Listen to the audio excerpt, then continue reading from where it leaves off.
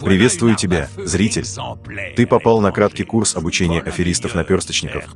И сегодня мы начнем постигать азы этого непростого ремесла на примере работы вендингового автомата.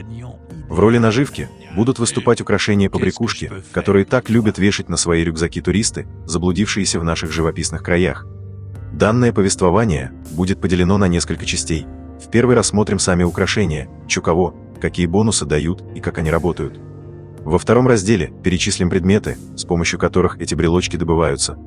И в заключительной третьей главе расскажем о самом процессе выдачи таликов из аквариума. Стало быть, приступим. Азарт, кураж, задор, мания, одержимость, безрассудство – этими и другими схожими качествами обладают наши потенциальные клиенты. Нет никакого смысла угрожать им оружием, пытками или грабежом. Достаточно сыграть на чувстве их собственной жадности, поманив добротной приманкой и напев в уши про золотые горы. Подавшиеся соблазну жертвы сами с радостью запрыгнут в ловушку, откуда смогут выбраться, лишь увидев свой опустевший кошелек, что нам и как раз. Краткая историческая справка. В 1888 году американец Томас Адамс собрал и запустил первый автомат по продаже жевательной резинки Tutti Frutti. Через 2 года его соотечественник Луис Гласс совместит фонограф технологии Томаса Эдисона с магнитоприемником, создав тем самым первый в мире музыкальный автомат, так называемый джукбокс. Спустя еще каких-то 114 лет, осенью 2004 года, цивилизация доберется и до одной испанской провинции, где неизвестный сумрачный гений изобретет шайтан-гачи-машину, наполненную загадочными шарами 2 цветов, серебряными и золотыми. Именно в них хранятся заветные брелочки, ради которых люди готовы пойти на все. В оригинальной игре присутствует 30 болванчиков разного уровня ценности. Одновременно прицепить к портфелю получится лишь 3 висюльки. Дубликаты использовать запрещено, но можно приколоть разные фигурки с одинаковыми эффектами, тем самым складывая их бонусы. Все украшения хранятся в ящике печатной машинки. Кстати, если их набралось с избытком, я с радостью выкуплю по 500 испанских рублей белые фигурки, на 1000 ассигнаций поменяю синие, за 2000 наличных приобрету красные и предложу купюры с Хабаровском за легендарные талики. Вернемся к постамату. В снежках встречаются исключительно обычные белые куклы, всего 16 штук.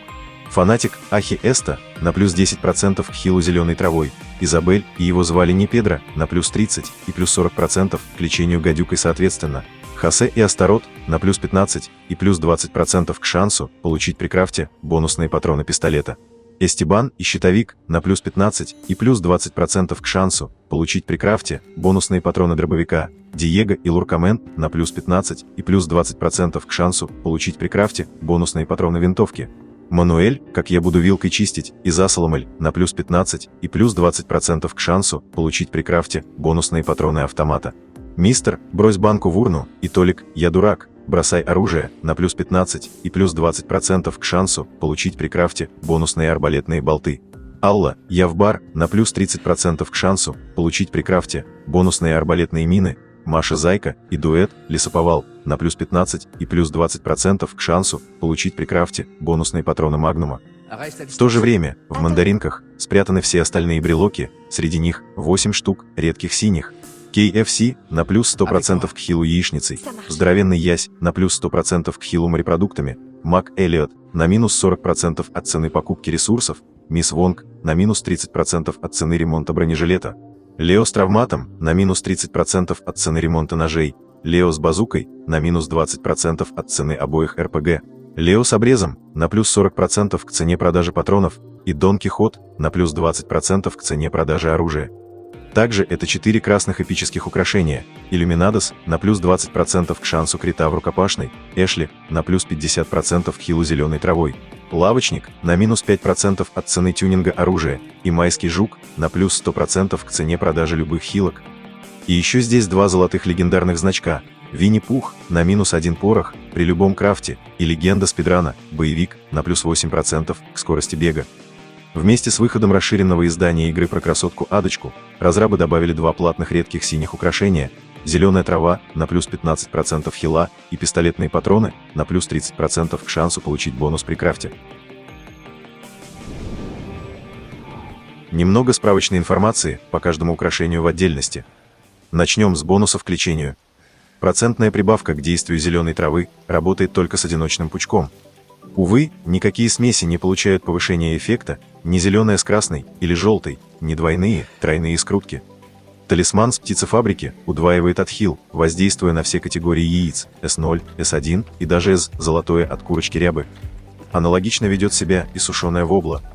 Правда, для огромного сама эти прибавки ни к чему, он и так базово восстанавливает полный запас здоровья. Оба брелока для любителей змеиного яда поскромнее в сумме выдадут лишь 70% прироста.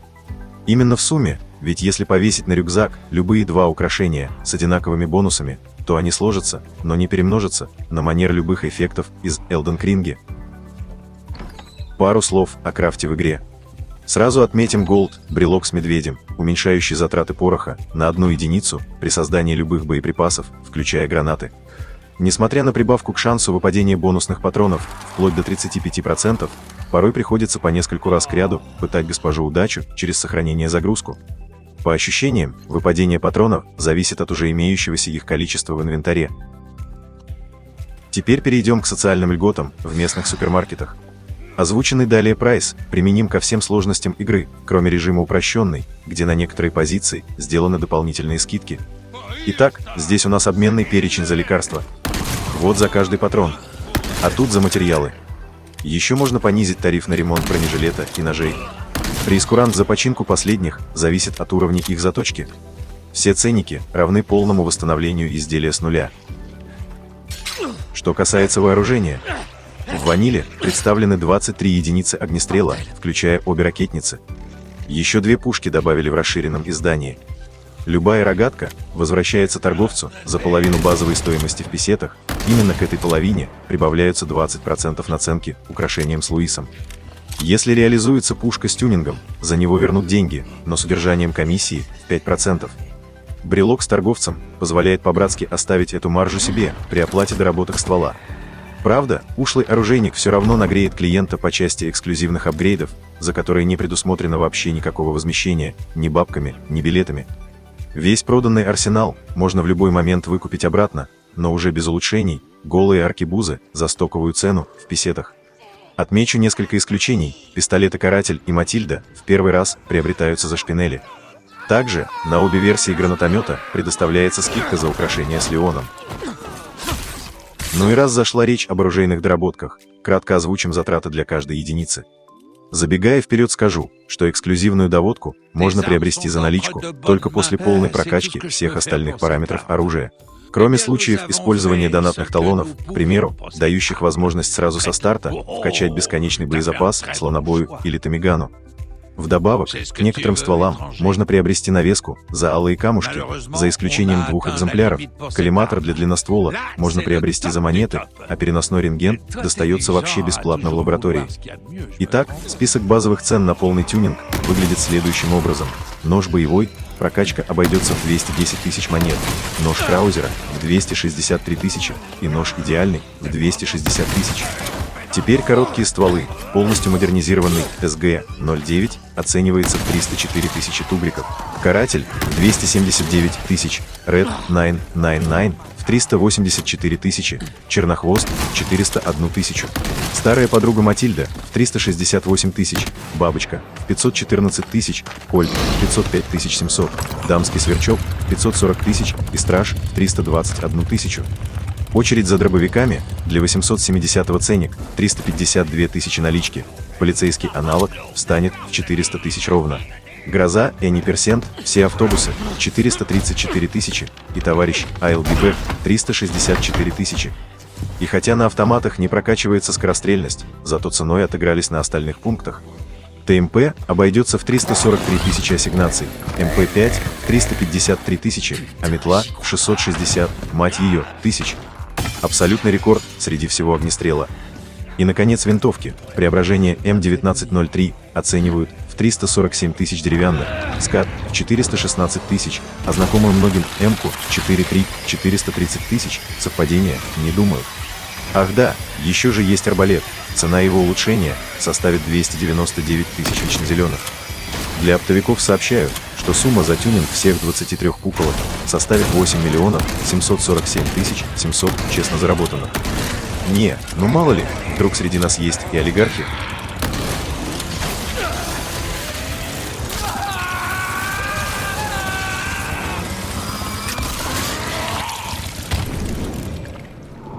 Поскольку у местной валюты слишком нестабильный курс, в качестве оплаты за возможность крутануть колесо фортуны, мы принимаем жетоны из драгоценных металлов, серебряные и золотые. Palma non sign palvere выштамповано на каждой монете, что в переводе с латинского на наш манер будет без труда не выловишь и рыбку из пруда. Очень точное описание процесса добычи этих чеканок. Обе фишки можно найти в тайниках, разбросанных по всему региону. Кроме того, завалявшиеся непотраченные жетоны с прошлого прохождения переносятся на повторное вместе с остальным инвентарем игрока. Помимо этого, коины выдаются в награду на стрельбищах. За все время ведения бизнеса мне удалось открыть целых 5 стрелковых полигонов. Самый первый и старейший находится близ местного озера, и место выбрано не случайно. В его водах проживает глубоководная достопримечательность Дель-Лага. Приехать посмотреть, а иногда и покормить карасика, съезжается целая толпа народа, что обеспечивает стабильный приток клиентов в моем тире. Ну, вернее, из тех, кто не полез купаться. Для открытия второго стрельбища пришлось арендовать площади в стенах средневекового замка, принадлежащего очередной местной знаменитости Рамону, метр с кепкой, Салазару. Характер скверный, не женат, обувь 25. Многочисленный обслуживающий персонал замка и непростые условия труда играют мне на руку, всегда есть желающие выпустить пар после смены, опустошая в тире один магазин за другим. С выбором места расположения третьего стенда долго думать не пришлось. Прямо под крепостью, в зоне раскопок, давно пустовал один тупиковый путевой тоннель. И хотя здесь с меня не взимают арендную плату, прибыль тут самая низкая среди всех остальных тиров. Из клиентов бывают только местные шахтеры-деревенщины, которые кроме кирки с лопатой ничего в руках не держали, не то что огнестрельное оружие. Последние 2 полигона для стрельбы удалось отстроить вдали от материковой части региона, на небольшом островке. Клиенты тут не очень дружелюбные, но зато не понаслышке знакомы с оружейной культурой и стабильно пополняют кассу, позволяя процветать моему бизнесу. В распоряжении игрока есть 12 стрелковых упражнений, постепенно открывающихся по мере нахождения первых 4 стрельбищ. Открытие бонусной концовки различается, но в некоторых упражнениях может повторяться. Награды за стрельбу разделены на 5 этапов. Забрать начальные 3 довольно просто, а вот с последними 2 придется очень сильно напрячься, причем в 4-м условии выбивание всех 3 монет сравнимо с пытками на дыбе. From Dark Side, Chronicles, This BH. Тем не менее, максимально возможные призовые за все 12 стрельб составят 58 серебряных и 26 золотых жетонов. Вдоволь нанюхавшись пороху, предлагаю подняться наверх и проветриться. Поскольку жетоны обоих достоинств давно в ходу у местного населения, по секрету шепну координаты проверенных нычек в открытом мире. Открывает этот список серебряная монета в рыбопитомнике, спрятанная под потолком в сарае. Вторая такая же висит в пещере у озера, недалеко от святилища. Третья монета достоинством в 1 го ООО Олд спрятана в церкви, на чердаке. Очередной жетон можно найти в деревенском амбаре, прямо на местной площади. Последняя сельская чеканка лежит в кузове грузовика на выездной дороге. Очередь за сокровищами сектантов, первый жетон из серебра, встретится на складе после комнаты пыток. Второй можно обнаружить в уютной гостиной с камином после беседы с очаровательной вайфу. По соседству с лабиринтом кто-то заныкал в шкатулку голду. Монета серебра лежит в зале, где игрок пробегает незадолго до знакомства с рыцарями кукушки. Еще одна подвешена в углу парадной, прямо перед залом с комарами. Покинув стены крепости, следующий жетон встретится на вершине часовой башни, где ты have served your purpose, and it is time for you to die. До следующего тайника с монетой придется довольно долго идти, он находится рядом с инкубационной лабораторией. Буквально в соседней комнате можно залутать золотой жетон. Последняя фишка хранится в помещении с лавочником, прямо у двери холодильной камеры. В общей сумме получится залутать 10 серебра и 4 золота. Это немного, но это честный грабеж. Есть и альтернативный вариант добычи фишек – обмен по курсу 1 золотой жетон за 3 шпинели.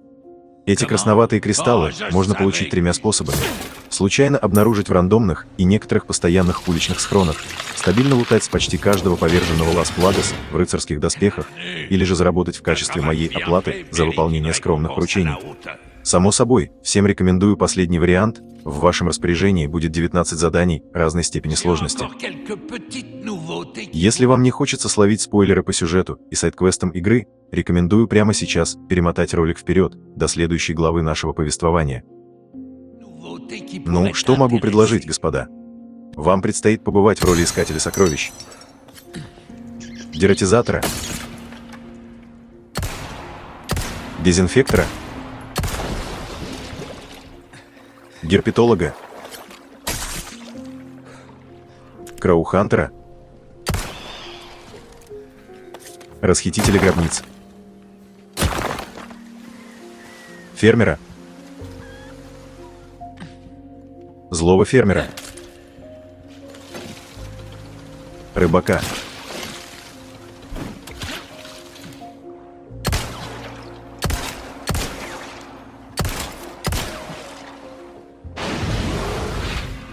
негорящего, айболита и джентльмена в красном.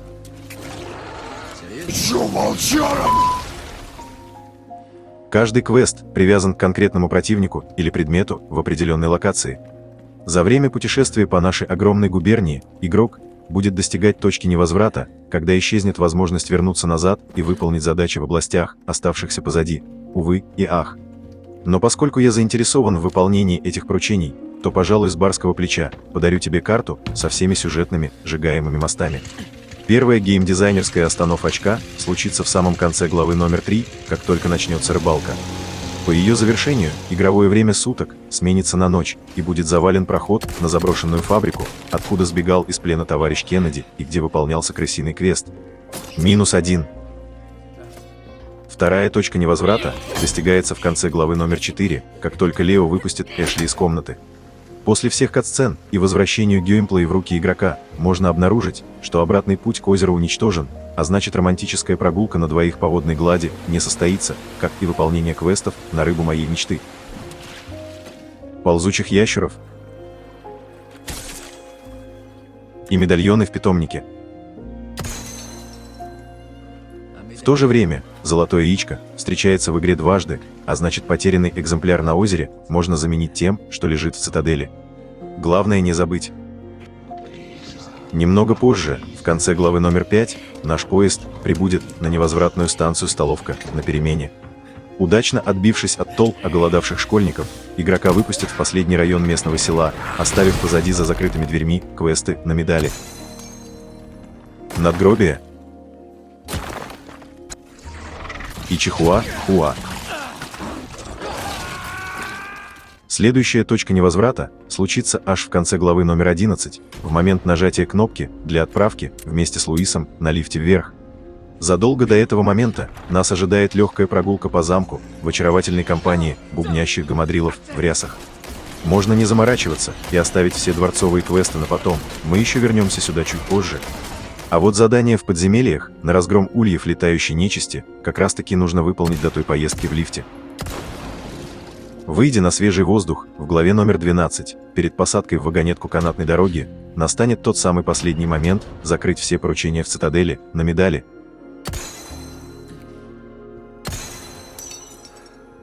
Крыс, ворону, рыцаря Хейда и белковую живопись. Очередной чекпоинт встретится в главе номер 14, сразу после осмотра огромной глыбы янтарной руды. Поскольку в этот момент Эшли снова покинет Леона, без нее скорее всего не получится поймать всех сплинтеров в мусоросборнике. Еще немного пройдя вперед, в той же главе, будет достигнута новая безвозвратная точка, когда Леон спрыгнет на арену к старому другу побороться на снегу. Перед этим нужно выполнить 2 поручения на медали и участкового терапевта. Последний сайд-квест нужно выполнить в главе номер 15 до входа в хранилище образцов, доступ в которое открывается с помощью штурвала. Слава богу, не голландского, поскольку занырнув под опускающуюся дверь, открыть ее с обратной стороны уже не получится. Общая награда за все выполненные задания составит 58 драгоценных камней. Дополнительно высылаю карту со всеми тайниками, где мне повстречались кристаллы. Первая драгоценность встретилась мне после обороны дома, болталась под козырьком одинокого сарая. Следующая задокументированная находка нашлась сильно дальше, в канализации. Еще одна чуть не упала на голову в местных шахтах, надо было захватить каску. За третьим схроном я приглядываю лично, увидимся на острове, рядом с морозильными камерами. Немного позже рекомендую тщательно проверить комнату с рудными образцами. И последний подарок прямо перед отъездом ждет вас на выходе из пещеры. Итого в сумме в кармане осядет целых 6 драгоценных камушков. Хе-хе-хе, не прошло и года, как мы наконец перешли к основному вопросу данного руководства. Пожалуй, следует сразу раскрыть все карты и признаться, в лотерее этой шайтан-рулетки нет никакого случайного розыгрыша. Каждое выпадающее украшение заранее определено, и поменять порядок невозможно. О боже мой, никогда такого не было. И вот опять.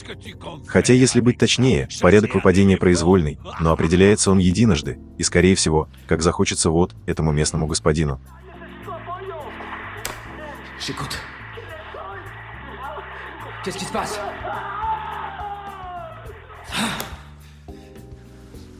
Иными словами, начиная новую игру, на любых сложностях, хоть с нуля, хоть повторный забег на НГ+, неважно. Каждый раз будет создаваться новая случайная последовательность выпадения побрякушек из автомата, и сохранится она на протяжении всей действующей игры, вплоть до финальных титров. Казалось бы, тупик? С одной стороны, клятые разрабы отобрали рандомный фарм через сейфлоуд. Но с другой стороны, заботливые разрабы подарили нам стабильный список лута, из чего появляется возможность спланировать, какие именно жетоны на что потратить, поскольку выбирать придется не из одной, а сразу из 4 последовательностей. Оу май гадбл. Покажу на примере рандома, который достался мне в одном из прохождений. Закидывая в однорукого бандита 3 золотых жетона, мы забираем украшение из последовательности номер 1. Забрасывая 2 золота и 1 серебро, получаем призы из последовательности номер 2. Для 1 золота и 2 серебряников будет порядок номер 3. Из 3 жетонов серебра получаем комплект номер 4. Для второго и третьего варианта нет разницы, как именно жетоны закидываются в аппарат, к примеру, золото-золото-серебро или золото-серебро-золото. Поскольку монетоприемник считывает за одну прокрутку только номинал и количество монет, а не порядок их заброса. Обратите внимание, что все 30 украшений выпадают во всех 4 вариантах, иногда повторяясь. Условно эти 4 пула можно разделить по ассортименту шаров. Чем больше золотых монет из 3 закинутых, тем больше шанс получить оранжевый шар, но, как видно, не всегда уж и больше. Также не имеет значения, в каком порядке вы смотрите последовательности. К примеру, закидывая 3 золотые жетона 3 раза подряд и увидев 3 награды, затем загрузившись и между подходами в 3 золотые монеты, вкидывать любые другие, то даже в таком случае награды останутся прежним, как и до перезагрузки. Повторюсь, что сохраняется абсолютная стабильность для всех 4 наборов побрякушек на протяжении всей игры. Резюмируя все вышесказанное, совет по фарму понравившихся украшений следующий: сбор новых жетонов, сохранение, прокрутка автомата с составлением списка наград для каждого из 4 комплектов, загрузка, повторить. Делаем 2 раза в день, и спина не будет болеть. Примите мои поздравления. Курс начинающих шулеров окончен с отличием. Знания усвоены, навыки приобретены, дело сделано. Желаю вам добиться огромного успеха. Надеюсь, довольные клиенты всегда будут встречать вас, вскрикивая «А свой румпер, эпидоазос», что в переводе с местного диалекта «Я разорву тебя в клочья». Удачи! Да хранит вас Лас Плагас,